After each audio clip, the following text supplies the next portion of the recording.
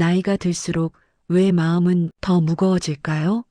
젊었을 때는 가진 것이 별로 없었지만 마음만은 가벼웠습니다. 그런데 세월이 흐르고 경험이 쌓이고 물질적으로도 여유가 생겼는데 이상하게도 마음은 점점 더 복잡해지고 무거워집니다. 아침에 눈을 뜨면 어깨가 짓눌리는 것 같고 밤에 잠자리에 들 때면 온갖 생각들이 머릿속을 어지럽힙니다. 왜 그럴까요? 가진 것은 늘었는데 편안함은 줄어든 이유는 무엇일까요? 법정 스님은 생전에 이렇게 말씀하셨습니다. 우리는 떠나기 위해 너무 많은 것을 쥐고 있다. 이 한 문장 속에 우리 인생의 역설이 담겨 있습니다. 언젠가는 모두 놓고 떠나야 할 것들을 우리는 평생 꽉 쥐고 살아갑니다. 그것이 물건이든 관계든 기억이든 욕심이든 말입니다. 오늘은 법정 스님의 가르침을 통해 삶을 가볍게 만드는 버려야 할 것들에 대해 이야기해 보려 합니다. 이것은 단순히 물건을 정리하는 이야기가 아닙니다. 우리 마음속 깊은 곳에 쌓여 있는 보이지 않는 짐들, 그것을 내려놓는 지혜에 관한 이야기입니다. 많은 사람들이 인생이 힘든 이유를 부족함 때문이라고 생각합니다. 돈이 부족해서, 사랑이 부족해서, 인정이 부족해서 힘들다고 말합니다. 그래서 더 많이 가지려고 애쓰고 더 많이 쌓으려고 노력합니다. 하지만 이상하게도 가질수록 삶은 더 복잡해지고 쌓을수록 마음은 더 무거워집니다. 법정 스님은 이렇게 말씀하셨습니다. 인생이 힘든 이유는 부족해서가 아니라 쥐고 있기 때문이다. 우리가 무언가를 쥐고 있는 순간 우리는 그것을 지켜야 한다는 부담을 동시에 갖게 됩니다. 물건을 쥐면 관리해야 하고 지위를 쥐면 유지해야 하고 명예를 쥐면 지켜야 합니다. 어느 노인이 평생 모은 재산을 자식들에게 물려주려고 애쓰다가 오히려 자식들 사이에 갈등만 키운 경우가 있습니다. 재산이 많아질수록 행복해질 거라 생각했는데 정작 그 재산 때문에 가족이 흩어지고 말았습니다. 이것이 바로 쥐고 있음의 무게입니다. 마음의 짐은 보이지 않지만 가장 무겁다우리는 눈에 보이는 짐은 쉽게 인식합니다. 무거운 가방을 들면 어깨가 아프고 큰 집을 가지면 관리가 힘들다는 것을 압니다. 하지만 마음의 짐은 다릅니다. 보이지 않기 때문에 우리는 그것이 얼마나 무거운지 깨닫지 못합니다. 후회, 원망, 집착, 두려움, 불안, 질투. 이런 감정들이 마음속에 차곡차곡 쌓입니다. 10년 전 실수가 아직도 마음을 짓누르고 20년 전 받은 상처가 여전히 아픕니다. 지나간 인연에 대한 미련, 이루지 못한 꿈에 대한 아쉬움, 남과의 비교에서 오는 열등감. 이 모든 것들이 우리 마음을 무겁게 만듭니다. 법정 스님은 강원도 오두막에서 홀로 지내시며 극도로 단순한 삶을 사셨습니다. 필요한 물건은 최소한으로 줄이고 하루 일과도 간단하게 정리하셨습니다. 하지만 스님이 정말 비우고자 했던 것은 물건이 아니었습니다. 마음속의 번뇌, 욕심, 집착이었습니다. 스님은 말씀하셨습니다. 마음의 짐을 내려놓지 않으면 아무리 물건을 비워도 소용없다. 진정한 비움은 마음에서 시작된다. 내려놓음이 가져오는 자유. 그렇다면 내려놓으면 무엇이 달라질까요? 첫째, 마음이 가벼워집니다. 짐을 내려놓은 사람의 걸음이 가벼운 것처럼 마음의 짐을 내려놓으면 삶 자체가 가벼워집니다.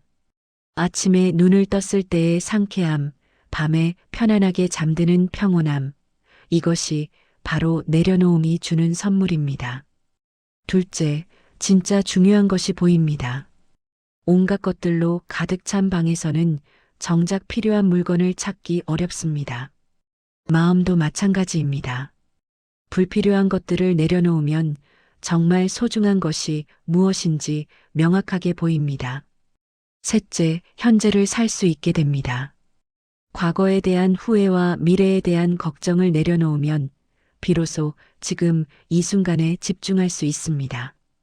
지금 여기 이 순간이 우리가 실제로 살 수 있는 유일한 시간입니다.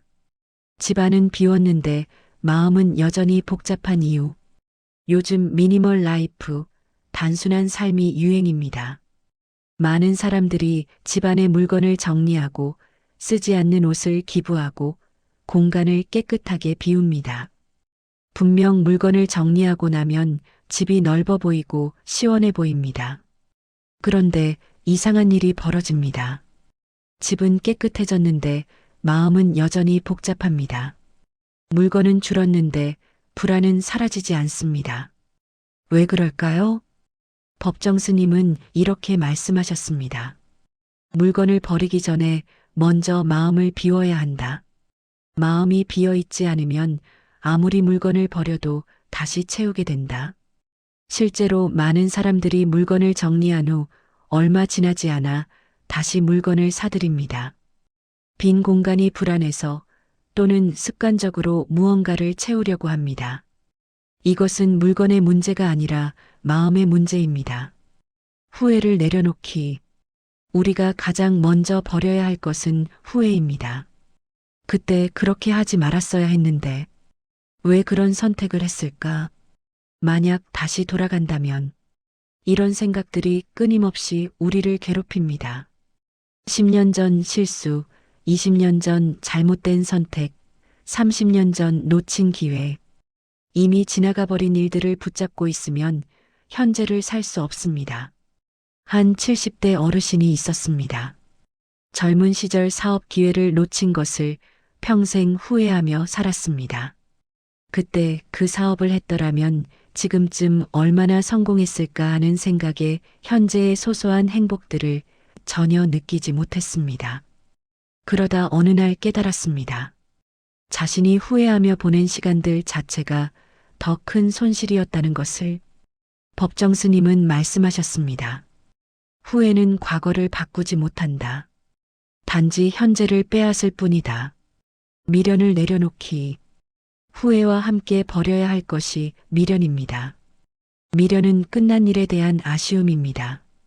끝난 사랑, 떠난 사람, 이루지 못한 꿈. 이미 끝난 것들을 마음속에 간직하고 있으면 새로운 것이 들어올 자리가 없습니다. 어떤 분은 20년 전 헤어진 첫사랑을 잊지 못해 평생을 혼자 사셨습니다.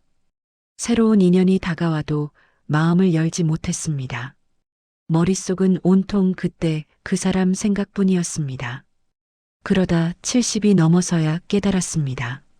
자신이 사랑했던 것은 실제 그 사람이 아니라 젊은 시절의 아름다운 기억이었다는 것을. 미련은 아름답게 포장된 집착입니다. 우리는 미련을 낭만적인 것으로 생각하지만 실제로는 우리를 과거에 묶어두는 족쇄입니다. 비교하는 마음을 내려놓기. 현대인이 가장 많이 짊어진 짐 중 하나가 바로 비교입니다. SNS 시대에 우리는 끊임없이 남과 나를 비교합니다. 남의 성공, 남의 행복, 남의 자녀, 남의 삶. 모든 것이 비교의 대상이 됩니다. 저 집은 자식들이 다 성공했는데 우리 집은, 같은 나이인데 저 사람은 저렇게 여유롭게 사는데 나는, 저 사람은 건강한데 나는 왜 이렇게 아픈 곳이 많을까? 비교는 행복의 가장 큰 적입니다. 아무리 좋은 것을 가져도 남과 비교하면 부족하게 느껴집니다.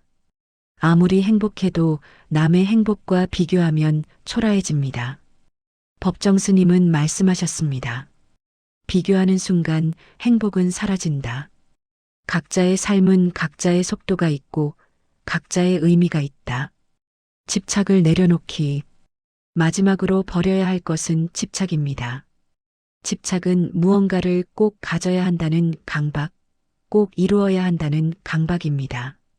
돈에 대한 집착, 자식에 대한 집착, 건강에 대한 집착, 명예에 대한 집착. 집착은 우리를 불안하게 만들고 초조하게 만들고 결국 불행하게 만듭니다. 어느 부모님이 자식에게 집착한 나머지 자식의 인생을 모두 간섭하고 통제하려 했습니다. 좋은 대학, 좋은 직장, 좋은 배우자, 모든 것을 부모가 정해주려 했습니다. 그 결과는 어땠을까요? 자식은 부모를 피하게 되었고 부모는 더욱 불안해져서 더 집착하게 되었습니다. 악순환이었습니다. 법정 스님은 말씀하셨습니다. 집착을 놓아야 진정으로 가질 수 있다.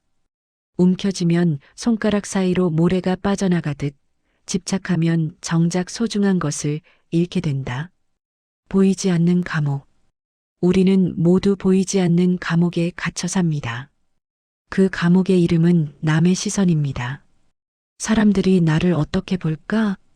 이웃들이 뭐라고 할까? 자식들, 친구, 부모들이 우리를 어떻게 생각할까? 이런 생각들이 우리의 모든 행동을 제약합니다. 입고 싶은 옷이 있어도 이 나이에 이런 옷을 하며 포기합니다. 하고 싶은 일이 있어도 남들이 이상하게 볼 텐데 하며 망설입니다. 살고 싶은 방식이 있어도 세상 사람들이 뭐라고 할까 하며 주저합니다. 한 60대 여성분이 있었습니다. 평생 그림을 그리고 싶었지만 이 나이에 무슨 그림이냐는 주변의 시선이 두려워 시작하지 못했습니다.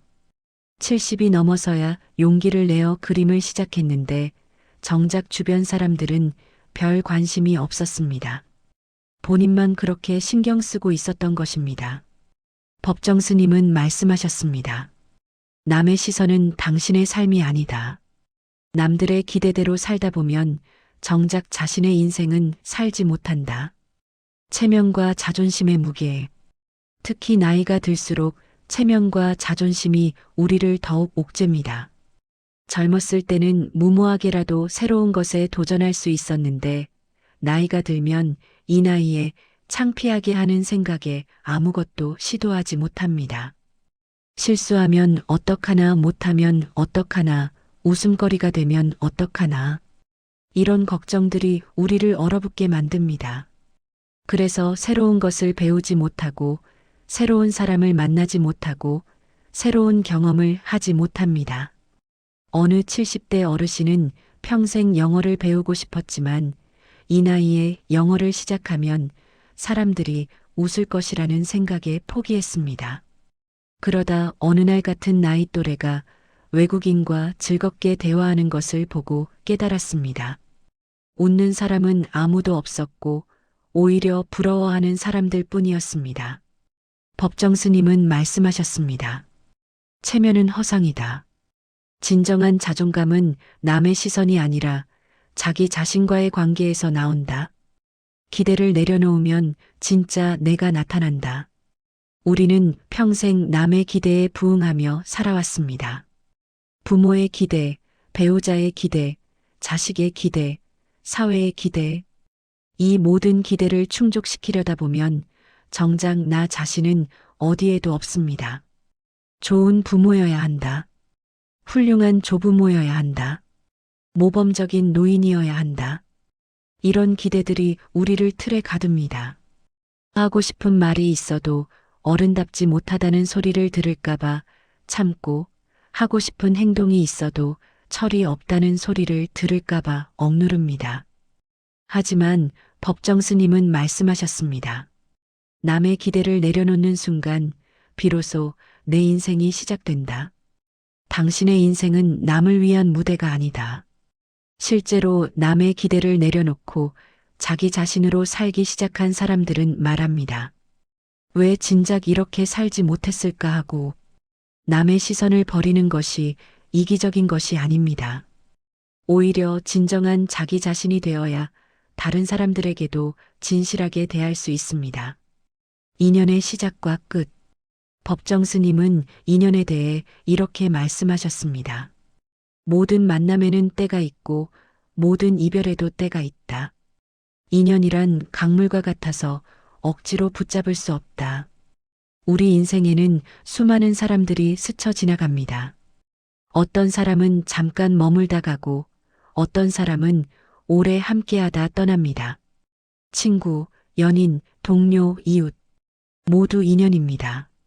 문제는 끝난 인연을 붙잡고 있을 때 생깁니다. 이미 떠난 사람을 마음속에 계속 머물게 하면 새로운 인연이 들어올 자리가 없습니다. 마치 꽉 찬 컵에는 새로운 물을 부을 수 없는 것과 같습니다. 끝난 인연을 붙잡는 여러 모습들. 어떤 분은 평생 함께한 배우자를 떠나보낸 후 몇 년이 지나도 그 슬픔에서 벗어나지 못합니다. 집 앞 모든 것을 그대로 두고 마치 그 사람이 곧 돌아올 것처럼 살아갑니다. 새로운 만남의 기회가 있어도 고인에게 미안하다며 거부합니다. 또 어떤 분은 자식이 결혼해서 독립한 후에도 매일 전화하고 자주 찾아가고 끊임없이 간섭합니다. 자식은 이미 자신의 가정을 꾸렸는데 부모는 여전히 어린아이 대하듯 합니다. 이건 역시 끝난 인연, 변화한 관계를 받아들이지 못하는 것입니다. 직장에서 은퇴한 후에도 계속 옛 직장 사람들과만 어울리고 옛 일에 대해서만 이야기하는 분들도 있습니다. 새로운 취미를 찾거나 새로운 사람들을 만나기보다는 과거의 영광에 매달립니다. 놓아줄 때 새로운 숨이 들어온다. 법정 스님은 말씀하셨습니다. 떠난 인연을 놓아줄 때 새로운 숨이 들어온다. 비움이 있어야 채움이 있다. 인연을 놓아준다는 것은 그 사람을 잊거나 사랑을 부정하는 것이 아닙니다. 다만 그 인연이 내 삶의 전부가 되지 않도록 하는 것입니다. 아름다운 추억으로 간직하되 그것에 얽매이지 않는 것입니다. 한 70대 할머니가 있었습니다. 젊은 시절 가장 친했던 친구와 사소한 오해로 20년간 인연을 끊고 지냈습니다. 그 친구에 대한 서운함과 원망을 마음속에 품고 있었습니다. 그러다 그 친구가 세상을 떠났다는 소식을 들었습니다. 그제야 후회가 밀려왔습니다. 하지만 지혜로운 스님의 말씀을 듣고 깨달았습니다. 지금이라도 그 원망을 내려놓고 좋았던 기억만 간직하기로 했습니다. 그리고 지금 곁에 있는 사람들에게 더 잘하기로 했습니다. 과거의 인연을 놓아주자 현재의 인연이 더 소중하게 느껴졌습니다. 인연의 자연스러운 흐름을 받아들이기. 법정 스님은 자연을 많이 관찰하셨습니다. 자연에서는 모든 것이 때가 되면 오고 때가 되면 갑니다. 봄이 오면 꽃이 피고 가을이 오면 잎이 집니다. 나무는 잎이 떨어진다고 슬퍼하지 않습니다. 그것이 자연의 순리임을 알기 때문입니다. 인연도 마찬가지입니다. 만남에는 기쁨이 있고 이별에는 슬픔이 있습니다. 하지만 그것은 모두 삶의 자연스러운 흐름입니다. 억지로 붙잡으려 하지 말고 강제로 밀어내려 하지도 말고 그저 흐름을 받아들이는 것. 그것이 지혜입니다. 스님은 말씀하셨습니다. 집착 없이 사랑하고 미련 없이 보내라. 그것이 진정한 사랑이고 진정한 자유다. 아직 오지 않은 내일을 걱정하며 오늘을 소모하는 우리. 나중에 돈이 떨어지면 어떡하지? 건강이 더 나빠지면 어떡하지? 자식들이 나를 버리면 어떡하지? 혼자 남겨지면 어떡하지? 우리는 아직 일어나지도 않은 일들을 걱정하며 오늘을 소모합니다. 통계에 따르면 우리가 걱정하는 일의 85%는 실제로 일어나지 않는다고 합니다. 그리고 실제로 일어나는 15% 중에서도 절반 이상은 우리가 생각했던 것보다 덜 심각합니다. 그런데도 우리는 걱정을 멈추지 못합니다. 특히 나이가 들수록 걱정이 늘어납니다.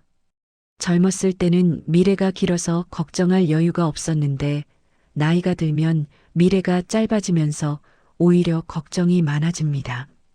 걱정은 문제를 해결하지 않는다. 법정 스님은 말씀하셨습니다. 걱정은 삶을 준비시키지 않는다. 그저 현재를 앗아갈 뿐이다. 걱정과 준비는 다릅니다. 준비는 실제로 할 수 있는 일을 하는 것입니다. 예를 들어 건강이 걱정된다면 운동을 시작하고 건강검진을 받고 식습관을 개선하는 것이 준비입니다. 하지만 그저 아프면 어떡하지 하고 밤새 걱정만 하는 것은 아무 도움이 되지 않습니다. 노후 자금이 걱정된다면 지출을 점검하고 필요하다면 전문가와 상담하는 것이 준비입니다. 하지만 매일 밤 돈이 떨어지면 어떡하지 하고 불안해하는 것은 걱정일 뿐입니다. 어느 80대 어르신이 평생을 걱정하며 살았습니다. 젊어서는 사업이 망하면 어떡하나 걱정했고, 중년에는 자식 교육이 걱정이었고, 노년에는 건강과 돈이 걱정이었습니다. 돌이켜보니 걱정했던 일의 대부분은 일어나지 않았고, 정작 일어난 일들은 걱정하지 않던 것들이었습니다. 그분은 말했습니다. 걱정하느라 인생을 다 허비했다고. 지금 이 순간에 집중하기. 법정 스님은 늘 현재에 충실하셨습니다. 걸을 때는 걷는 것에만 집중하고, 먹을 때는 먹는 것에만 집중하고, 앉아 있을 때는 앉아 있는 것에만 집중하셨습니다. 과거를 후회하거나 미래를 걱정하는 대신 지금 이 순간을 온전히 살아가셨습니다. 스님은 말씀하셨습니다. 어제는 이미 지나갔고 내일은 아직 오지 않았다. 우리에게 주어진 것은 오직 오늘뿐이다. 실제로 지금 이 순간에 집중하면 걱정이 사라집니다.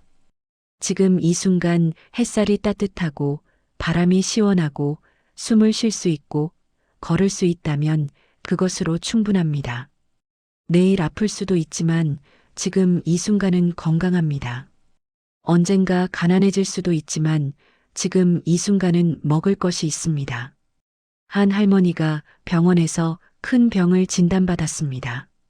처음에는 앞으로 어떻게 되는 거지 하며 엄청나게 불안해했습니다. 하지만 점차 생각을 바꿨습니다. 지금 이 순간에 집중하기로 한 것입니다. 지금 이 순간 통증이 없다면 감사하고 밥맛이 있다면 감사하고 사랑하는 사람들과 함께 있다면 감사했습니다. 그러자 불안이 줄어들고 삶의 질이 높아졌습니다. 통제할 수 없는 것은 놓아주기. 우리가 걱정하는 것들의 대부분은 우리가 통제할 수 없는 것들입니다. 날씨, 타인의 생각, 세상의 변화, 나이 등. 이런 것들은 우리가 아무리 걱정해도 바꿀 수 없습니다. 법정 스님은 말씀하셨습니다. 통제할 수 없는 것은 놓아주고 통제할 수 있는 것에 집중하라. 그것이 지혜다. 우리가 통제할 수 있는 것은 지금 이 순간의 선택입니다. 지금 무엇을 생각할지, 지금 무엇을 할지, 지금 어떤 태도를 가질지. 이것만이 우리 손 안에 있습니다. 행복의 가장 큰 적, 비교. 법정 스님은 말씀하셨습니다. 남의 인생과 나의 인생을 저울에 올리는 순간 행복은 빠져나간다. 우리가 불행한 이유는 가진 것이 적어서가 아닙니다. 남과 비교하기 때문입니다. 작은 집이라도 만족하며 살 수 있는데 남의 큰 집을 보면 불만이 생깁니다. 소박한 식사라도 감사하며 먹을 수 있는데 남의 호화로운 식탁을 보면 초라해집니다. 특히 현대 사회는 비교를 부추깁니다. SNS를 열면 남들의 화려한 삶이 쏟아집니다. 여행 사진, 맛있는 음식, 성공한 자식들. 다른 사람들은 모두 행복해 보입니다. 하지만 그것은 그들 삶의 가장 좋은 순간만 골라서 올린 것입니다. 어느 할머니는 친구의 SNS를 보다가 우울해졌습니다.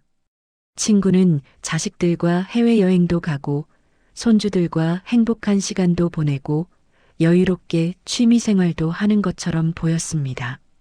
반면 자신은 자식들도 바쁘고 경제적 여유도 없고 건강도 좋지 않았습니다.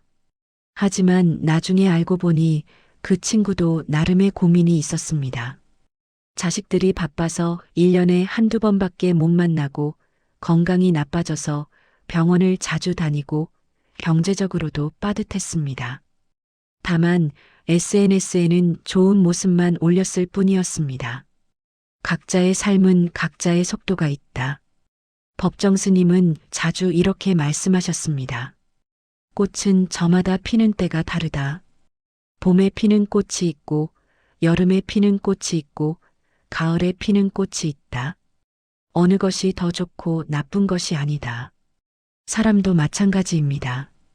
어떤 사람은 젊어서 성공하고, 어떤 사람은 늦게 꽃을 피웁니다. 어떤 사람은 돈을 많이 벌고, 어떤 사람은 평범하게 삽니다. 어떤 사람은 자식이 많고, 어떤 사람은 자식이 없습니다. 이 모든 것이 그저 다를 뿐입니다. 더 좋거나 나쁜 것이 아닙니다. 한 70대 어르신이 평생 남과 비교하며 살았습니다. 학창 시절에는 성적을 비교하고, 사회생활할 때는 직급을 비교하고, 결혼 후에는 자식을 비교하고, 노년에는 재산과 건강을 비교했습니다. 그러다 80이 넘어서야 깨달았습니다. 자신이 가진 것도 충분히 좋았는데 비교 때문에 평생 만족하지 못했다는 것을. 나만의 기준으로 살기. 법정 스님은 세상의 기준이 아니라 자신의 기준으로 사셨습니다. 남들이 성공이라고 하는 것에 관심이 없었고, 남들이 부러워하는 것을 원하지 않았습니다.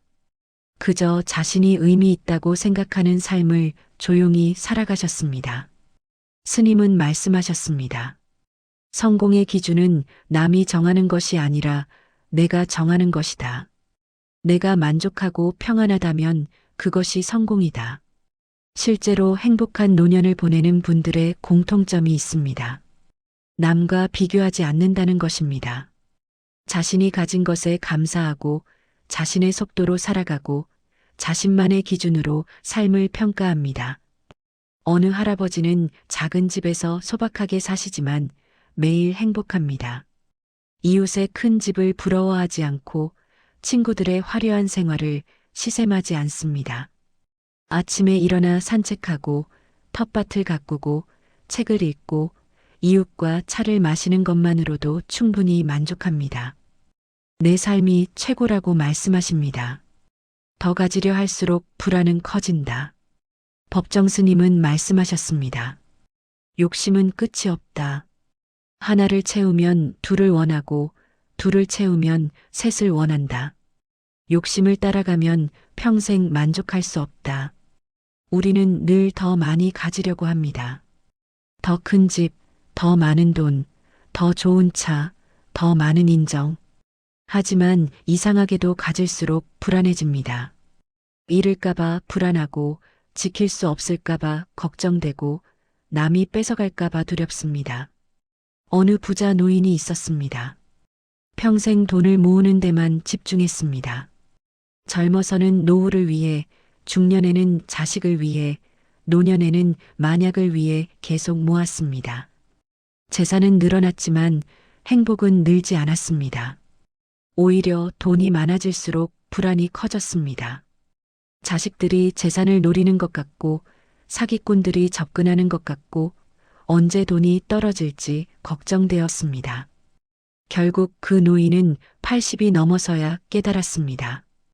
돈은 많지만 친구는 없고 재산은 많지만 평안은 없고 물질은 풍족하지만 마음은 가난하다는 것을. 그제야 조금씩 나누기 시작했고 욕심을 내려놓기 시작했습니다.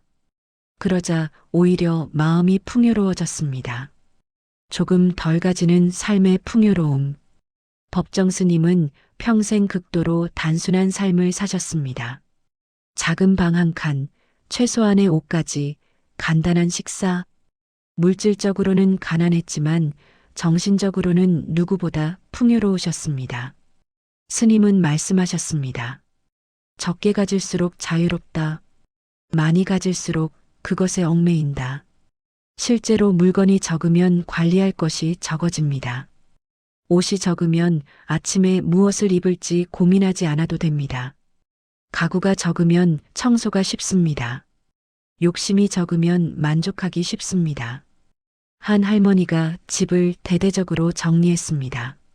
수십 년간 모아둔 물건들, 언젠가 쓸 것 같아 보관한 것들, 아까워서 버리지 못한 것들, 모두 정리했습니다. 처음에는 불안했습니다. 나중에 필요하면 어떡하지?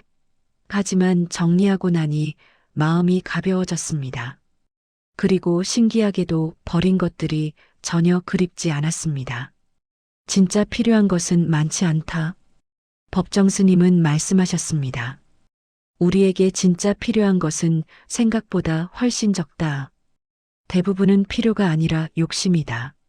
생각해보면 우리가 매일 사용하는 물건은 얼마 되지 않습니다.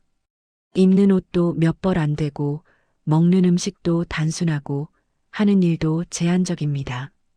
그런데 우리는 혹시 몰라서, 나중에 필요할지도 몰라서 끊임없이 모읍니다. 한 할아버지가 옷장을 정리하다가 깨달았습니다. 옷이 수십 벌 있지만 실제로 입는 것은 서너 벌뿐이었습니다. 나머지는 몇 년째 한 번도 안 입은 옷들이었습니다. 신발도 마찬가지였고 가방도 마찬가지였습니다. 결국 과감하게 정리했습니다. 실제로 입는 옷만 남기고 1년 이상 안 쓴 물건은 모두 정리했습니다. 그러자 옷장은 텅 비었지만 오히려 편해졌습니다. 욕심을 비우면 보이는 것들, 욕심을 내려놓으면 보이지 않던 것들이 보이기 시작합니다. 돈에 대한 욕심을 내려놓으면 사람이 보이고, 성공에 대한 욕심을 내려놓으면 과정이 보이고, 인정에 대한 욕심을 내려놓으면 자기 자신이 보입니다. 법정 스님은 말씀하셨습니다. 욕심이 눈을 가린다. 욕심을 비우면 세상이 다르게 보인다. 어느 할머니는 평생 자식들에게 인정받고 싶어 했습니다. 그래서 끊임없이 베풀고 도와주고 희생했습니다. 하지만 자식들은 그것을 당연하게 여겼습니다. 할머니는 섭섭했고 자식들을 원망했습니다. 그러다 어느 날 욕심을 내려놓았습니다. 인정받아야 한다는 욕심을요. 그냥 내가 하고 싶어서, 내가 기쁘니까 베푸는 것으로 마음을 바꿨습니다. 그러자 신기하게도 자식들이 달라 보였습니다. 사실 자식들은 변한 게 없었습니다. 할머니의 눈이 달라진 것입니다. 욕심이라는 안경을 벗으니 자식들의 진심이 보이기 시작했습니다. 꼭 하지 않아도 될 말들. 법정 스님은 침묵을 중요하게 여기셨습니다. 불필요한 말을 하지 않으셨고 꼭 필요한 말만 간결하게 하셨습니다. 스님은 말씀하셨습니다. 말이 많으면 실수가 많다. 말을 줄이면 마음이 고요해진다. 우리는 하루에 얼마나 많은 말을 할까요? 그 중에서 정말 필요한 말은 얼마나 될까요? 생각해보면 대부분의 말은 하지 않아도 되는 말들입니다. 불평, 험담, 자랑, 변명. 이런 말들이 우리 대화의 대부분을 차지합니다. 특히 나이가 들면 할 말이 늘어납니다. 옛날 이야기, 자식 자랑, 손주 자랑, 건강 이야기 같은 이야기를 반복하고 듣는 사람은 지루해하지만 본인은 모릅니다. 한 할아버지가 있었습니다.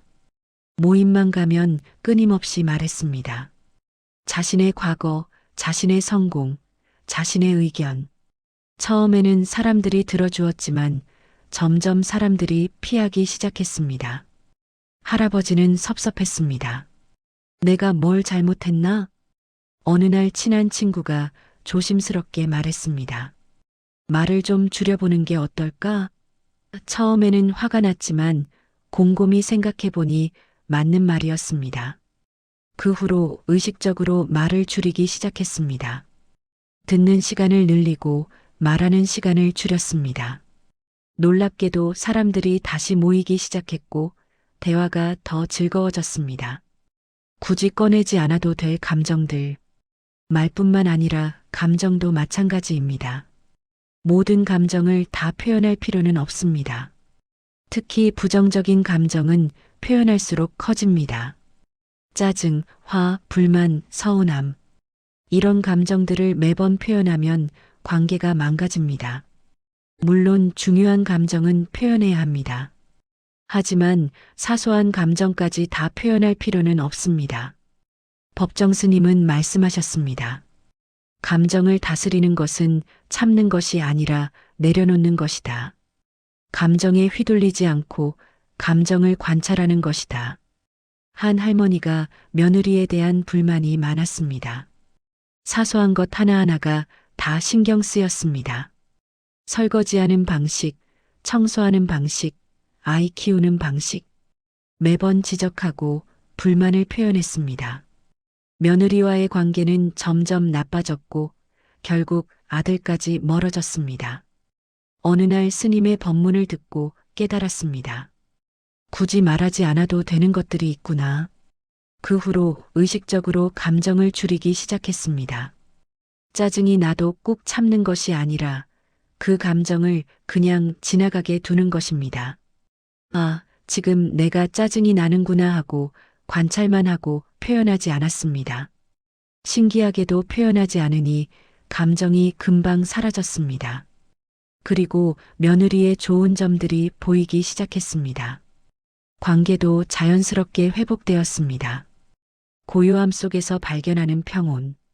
법정 스님은 오두막에서 홀로 지내시며 침묵 속에서 많은 시간을 보내셨습니다. 처음에는 침묵이 어색하고 불편할 수 있습니다. 하지만 점차 익숙해지면 침묵 속에서 평온을 발견하게 됩니다. 말을 줄이고 감정을 줄이면 마음이 고요해집니다. 그 고요함 속에서 자기 자신을 만나게 됩니다. 평소에는 온갖 말과 생각과 감정으로 시끄러워서 들리지 않던 내면의 목소리가 들립니다. 어느 할아버지가 매일 아침 30분씩 조용히 앉아 있는 시간을 가지기 시작했습니다. 아무 말도 하지 않고 아무 생각도 하지 않으려 노력했습니다. 처음에는 힘들었습니다. 온갖 생각이 다 떠올랐습니다. 하지만 꾸준히 하다 보니 점점 마음이 고요해졌습니다. 그 고요함 속에서 진짜 평안을 느꼈습니다. 버린다는 것의 진짜 의미. 많은 사람들이 오해합니다. 버린다는 것을 포기나 체념으로 생각합니다. 이제 늙어서 아무것도 할 수 없으니 그냥 포기하고 사는 거야 하고 말입니다. 하지만 그것은 진정한 내려놓음이 아닙니다. 법정 스님은 말씀하셨습니다. 내려놓음은 포기가 아니다. 내 삶에 꼭 필요한 것만 남기겠다는 지혜로운 선택이다. 버린다는 것은 지는 것이 아닙니다. 오히려 이기는 것입니다. 불필요한 것들의 무게에서 벗어나 진정으로 중요한 것에 집중할 수 있게 되는 것입니다. 사과나무를 키울 때 가지치기를 합니다. 불필요한 가지를 잘라냅니다. 이것은 나무를 포기하는 것이 아닙니다. 오히려 나무가 더 건강하게 자라고 더 좋은 열매를 맺도록 돕는 것입니다. 우리 삶도 마찬가지입니다. 선택과 집중의 지혜. 젊었을 때는 이것저것 다 해볼 수 있습니다. 시간도 많고 체력도 있고 기회도 많습니다. 하지만 나이가 들면 달라집니다.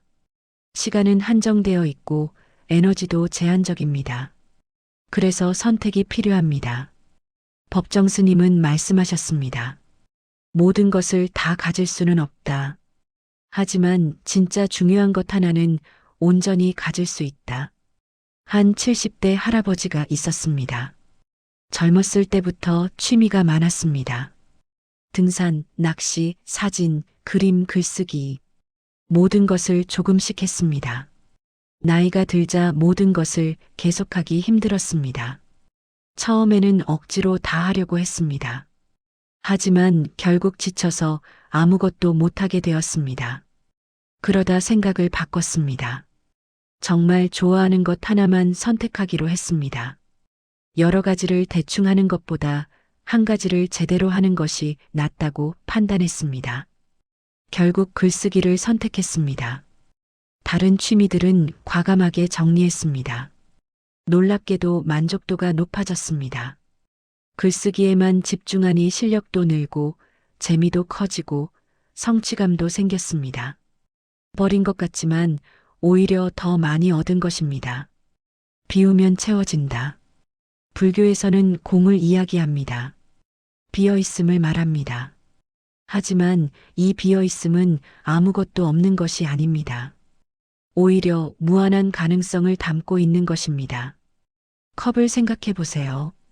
컵이 가득 차 있으면 더 이상 아무것도 담을 수 없습니다. 하지만 컵을 비우면 새로운 것을 담을 수 있습니다. 우리 삶도 마찬가지입니다. 법정 스님은 말씀하셨습니다.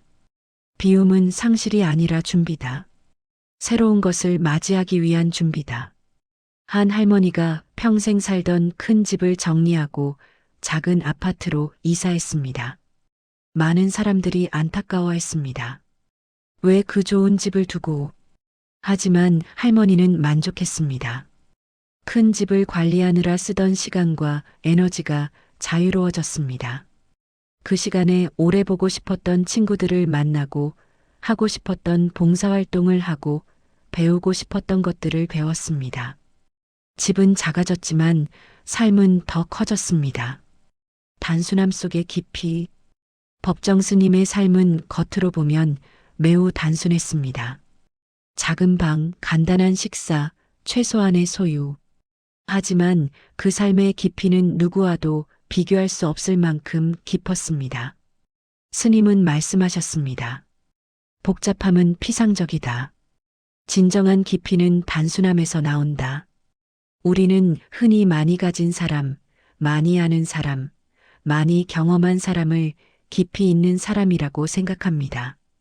하지만 진짜 깊이는 그런 것이 아닙니다. 얼마나 온전히 살아있는가, 얼마나 깨어있는가, 얼마나 자기 자신과 가까이 있는가. 이것이 진짜 깊이입니다. 복잡한 삶을 사는 사람은 바쁘게 움직이지만 정작 자기 자신은 모릅니다. 온갖 것을 추구하지만 정작 진정한 만족은 느끼지 못합니다. 반면 단순한 삶을 사는 사람은 느리게 움직이지만 매 순간을 온전히 살아갑니다. 비움이 만드는 또렷한 삶. 법정 스님은 말씀하셨습니다. 비움은 상실이 아니라 삶을 더 또렷하게 만드는 길이다. 안개 낀 날에는 모든 것이 흐릿합니다. 하지만 안개가 걷히면 모든 것이 선명해집니다. 우리 삶도 마찬가지입니다. 온갖 욕심, 집착, 걱정으로 가득할 때는 모든 것이 흐릿합니다. 하지만 그것들을 내려놓으면 삶이 선명해집니다. 무엇이 진짜 중요한지 보입니다. 누가 진짜 소중한지 알게 됩니다. 어떻게 살아야 하는지 명확해집니다. 이것이 비움이 주는 선물입니다. 한 80대 할아버지가 말씀하셨습니다. 젊었을 때는 온갖 것을 다 중요하다고 생각했어. 돈도 명예도 성공도 인정도 다 중요했지. 하지만 나이가 들고 하나씩 내려놓다 보니 진짜 중요한 것이 보이더군. 사랑하는 사람들과의 관계, 지금 이 순간의 평안, 그것뿐이야. 오늘 하나만 버려도 좋다. 법정 스님의 가르침을 모두 한 번에 실천하기는 어렵습니다. 평생 쌓아온 습관과 생각을 하루아침에 바꿀 수는 없습니다. 하지만 오늘 하나만 버려도 좋습니다. 오늘 하루 불필요한 걱정 하나를 내려놓아 보세요. 오늘 하루 남과의 비교를 멈춰 보세요. 오늘 하루 하지 않아도 될 말 하나를 참아 보세요. 오늘 하루 집착하던 무언가를 놓아보세요. 그 하나가 당신의 인생을 한결 편안하게 만들어줄 것입니다. 그리고 내일 또 하나를 내려놓으세요. 이렇게 하나씩 내려놓다 보면 어느새 당신의 삶은 가벼워져 있을 것입니다. 비움의 여정. 법정 스님은 말씀하셨습니다. 무소유의 길은 한순간에 이루어지지 않는다. 평생의 여정이다. 지금 당장 모든 것을 버릴 필요는 없습니다. 천천히 하나씩 자신의 속도로 내려놓으면 됩니다. 중요한 것은 방향입니다. 더 많이 쌓는 삶에서 조금씩 비우는 삶으로, 더 무거워지는 삶에서 조금씩 가벼워지는 삶으로 방향을 바꾸는 것입니다. 어느 날 문득 당신은 깨달을 것입니다. 아침에 눈을 떴을 때 마음이 한결 가볍다는 것을, 잠들 때 마음이 편안하다는 것을, 하루하루가 조금씩 더 평온해진다는 것을, 이것이 바로 내려놓음이 주는 선물입니다. 법정 스님은 평생 우리에게 이렇게 말씀하셨습니다. 무거운 짐을 내려놓고 가볍게 걸어가라. 그것이 자유로운 삶이고 행복한 삶이다. 지금 이 순간 당신의 마음은 얼마나 가벼운가요? 혹시 보이지 않는 짐들로 가득 차 있지는 않나요? 이제 그 짐을 하나씩 내려놓을 시간입니다. 후회를 내려놓으세요. 과거는 이미 지나갔습니다. 걱정을 내려놓으세요.